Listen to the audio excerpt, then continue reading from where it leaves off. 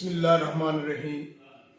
मैं राणा अरशद उम्मीदवार MNA हल्का NA 133 तो इलैक्शन लड़ रहा।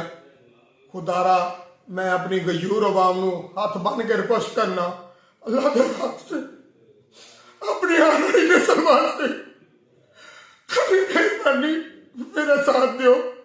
मैं शहर वास्ते इलाके वास्ते खिदमत करना चाहना वा। मैनू मौका दियो। तुहाडियां आने वाली नस्लां भी अल्लाह के हुक्म दे नाल याद रखणगियां। चूड़ियां तक नुमाइंदा आया सी, अज तक पाकिस्तान की तरीके चूड़ियां का नुमाइंदा तुसीं नहीं चुन सके जे। मैं तुहाडे अगे हथ बनना वा, खुदा वास्ते मैनू वोट दियो। अपने आने वाली नस्ल वास्ते मैं चूड़ियां नूं डिस्ट्रिक्ट बनाना चाहना वा, चूड़ियां दी वास्ते काम करना चाहना वा। खुदा वास्ते वोट दियो। तुहाडे से निकलो, मैं अल्लाह की रज़ा वास्ते निकलो, नबी पाक दे सदके वोट दियो। मैं तुहाडे अगे हथ बन के मैं घर घर जा रहा वा।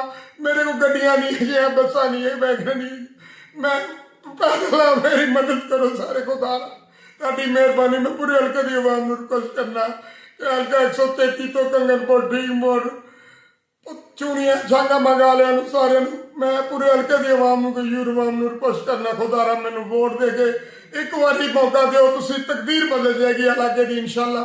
मैं तुहाडी खिदमत करने कमी नहीं देंगा, इंशाअल्लाह अपनी जान लड़ा देंगा। बहुत शुक्रिया। अस्सलाम वालेकुम।